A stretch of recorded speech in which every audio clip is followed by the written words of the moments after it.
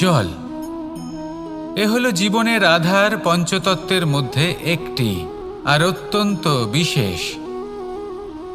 এর থেকে অনেক বড় শিক্ষা পাওয়া যায়। এই জল গন্তব্যের বিষয়ে এর স্পষ্ট ধারণা আছে। ও জানে ওর লক্ষ্য কি, আর প্রয়াস করে ততদূর সে পৌঁছেও যায়। এটি পর্বত থেকে বয়ে নিচে নেমে আসে, নদীর সাথে সমাহিত হয়ে তার সাথে বয়ে চলে, চিরসবুজ বনানী গড়ে তোলে, প্রাণীদের তৃষ্ণা নিবারণ করে, সামনে এগিয়ে চলে, মানুষের সাথে মিলিত হয়। যারা একে বাঁধের মধ্যে বেঁধে রাখতে চেষ্টা করে, সে বন্দি দশাতেও থেকে যায়, মানুষের কল্যাণ করে। তারপর বাঁধ থেকে মুক্তি পেয়ে এগিয়ে চলে, কোথাও ধাক্কা খায়, কোথাও বাধা পড়ে, কোথাও যদি পথ খুঁজে না পায় তাহলে পথ খুঁজেই নেয়, আর যেখানে পথ থাকে না সেখানে পথ বানিয়ে নেয়, আর শেষ পর্যন্ত নিজের লক্ষ্যে পৌঁছেই যায়, অর্থাৎ সমুদ্রে গিয়ে সমাহিত হয়ে যায়। আমাদেরও কিছুটা এরকমই হয়ে উঠতে হবে। যেখানেই যাবেন সকলের কল্যাণ করুন, সামনে এগোন। আপনি কোথাও পড়ে গেলে, ধাক্কা খেলে আঘাত লাগবেই, উত্থান পতন লেগেই থাকে। সামনে এগোতে থাকুন। কোথাও পথ না পেলে তা খুঁজে নিন, কোথাও পথ না থাকলে তা বানিয়ে নিন। নিজের গন্তব্যের কথা সবসময় মনে রাখুন। শেষ পর্যন্ত নিজের মোক্ষ লাভ আপনি অবশ্যই করবেন। আর আমার সাথে ভালোবেসে বলুন, রাধা রাধা। জীবনের প্রত্যেক মুহূর্ত আমাদের কিছু না কিছু শিক্ষা দেয়, নির্ভর করছে আমাদের দৃষ্টিভঙ্গির ওপর। যেমন নদী হলো আমার অত্যন্ত প্রিয়। নদীতে ভ্রমণ করতে আমার খুব ভালো লাগে। কি বলেন? নদীতে সবসময় নতুন কিছু থাকে, ও পুরনো কিছুই নিয়ে বসে থাকে না। সবসময় প্রবাহমান, কখনো থামে না। ততক্ষণ থামে না যতক্ষণ না সাগরে গিয়ে সমাহিত হচ্ছে। ঠিক এইভাবেই আমাদেরও উচিত নিজের জীবন অতিবাহিত করা, নদীর মতো। প্রত্যেক মুহূর্ত নতুন, তাই সেইভাবেই জীবন যাপন করুন। পুরনো কিছুই একত্রিত করে রাখবেন না, বিগত স্মৃতির মাঝে নিজেকে হারিয়ে ফেলবেন না। এই যে বর্তমান, এই যে মুহূর্ত, সেটাই হলো সর্বশ্রেষ্ঠ।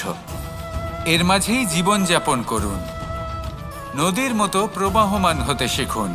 আপনি শিখে গেলে তাহলে মনে রাখবেন, আমার আপনার মাঝে বিচরণ করতে বড়ই ভালো লাগবে। যে ব্যক্তি আনন্দের সাথে জীবনের প্রত্যেকটা মুহূর্ত অতিবাহিত করে, কোনো চিন্তা ছাড়াই প্রবাহমান হয়, কখনোই থামে না, যতক্ষণ না মুক্তি লাভ করছেন, এমন ব্যক্তির মধ্যেই রাধাকৃষ্ণ বসবাস করেন।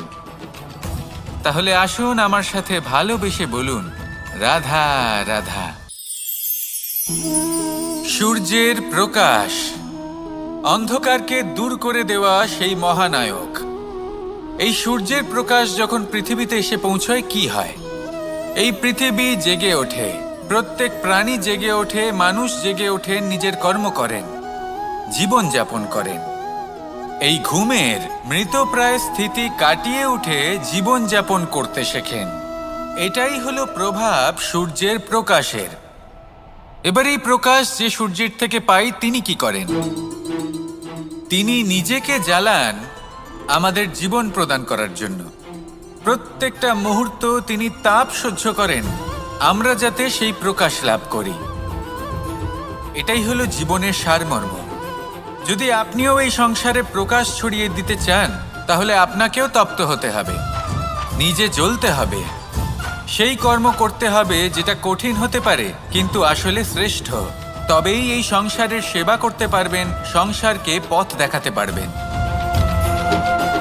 নিজের অন্তরের প্রকাশ জাগ্রত করুন, তবেই সেই সকল ব্যক্তি যারা পাপের অন্ধকারে নিমজ্জিত হয়ে আছেন, তারা জাগ্রত হবেন। সেই সকল ব্যক্তিকে জাগিয়ে তুলুন, প্রেরিত করে তুলুন সুখী হওয়ার জন্য, যারা সুখী হতে পারছেন না। সেই সকলকে প্রেরিত করুন সাফল্য লাভের, যারা সফল হতে পারছেন না।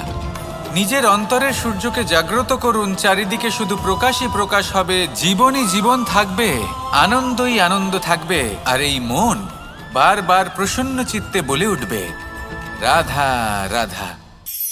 আমাদের গৃহে অনেক কক্ষ রয়েছে, কিন্তু এমন কি আছে যে একটাই থাকে?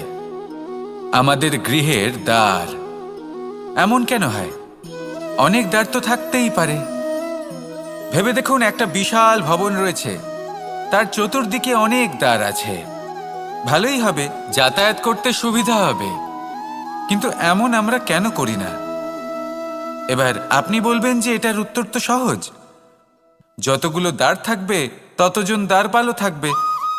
কে কখন কোথা থেকে আসবে, কোথায় চলে যাবে সেদিকে খেয়াল থাকবে না, চুরির সম্ভাবনাও বেড়ে যাবে।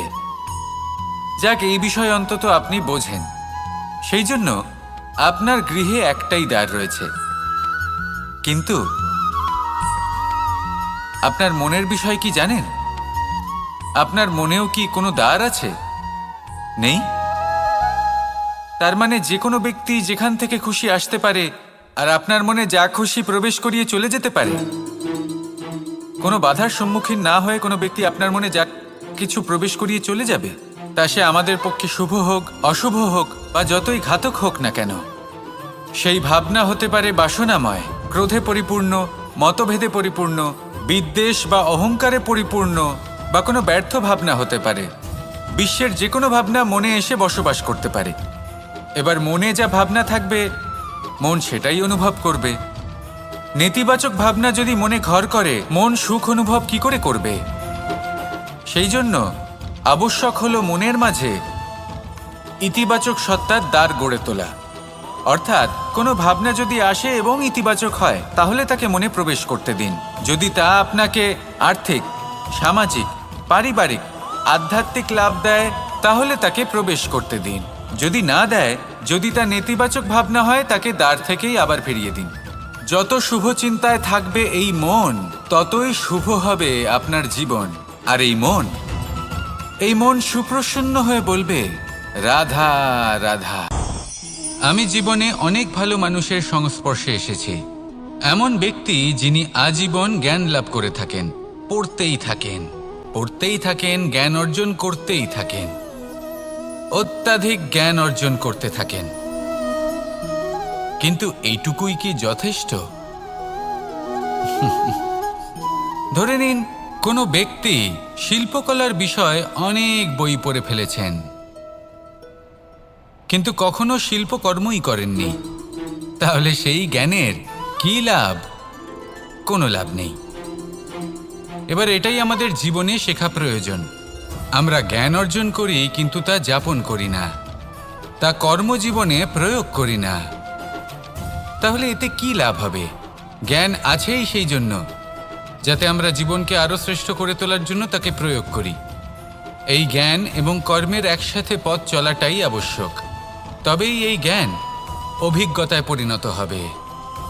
আর অভিজ্ঞতা দ্বারা যে জ্ঞান লাভ হয়, সেটাই সবথেকে বেশি গুরুত্বপূর্ণ, সেটাই হলো সবথেকে বেশি লাভদায়ক। সেই জন্য শুধু জ্ঞান অর্জন করবেন না, তাকে প্রয়োগ করুন, তাকে কর্মজীবনে প্রয়োগ করুন, জীবনকে আরো শ্রেষ্ঠ করে তুলুন। আর আমার সাথে ভালোবেসে বলুন, রাধা রাধা। আমরা সবাই প্রকাশের অনুগামী। সূর্যের থেকে আমরা প্রকাশ লাভ করি এবং সেই প্রকাশের কারণে আমরা সবকিছু দেখতে পাই। আর হয়তো সেই জন্য আমরা সূর্যকে এত মান্য করি, তাকে সম্মান করি, তাকে পুজো করি। কিন্তু এই সংসারে শুধুমাত্র সূর্যই কি আছেন যিনি প্রকাশের উৎস? না। যখন সূর্যাস্ত হয় তখন কি হয়? তখন চন্দ্রমা প্রকাশ দিয়ে থাকেন, উনি আমাদের পথ দেখান। আর যখন চন্দ্রমা থাকেন না, তখন কি হয়? তখন আমাদের গৃহ প্রকাশময় করে তোলে ছোট্ট একটা প্রদীপ। অর্থাৎ আকার বা নাম গুরুত্বপূর্ণ নয়, গুরুত্বপূর্ণ হলো গুণ। আপনিও এই গুণগুলি আপন করুন। চন্দ্রমা বা প্রদীপের মতো সূর্যের অনুপস্থিতিতেও প্রকাশের কিরণ ছড়িয়ে দিন। সৎপথে চলুন আর আমার সাথে ভালোবেসে বলুন, রাধা রাধা।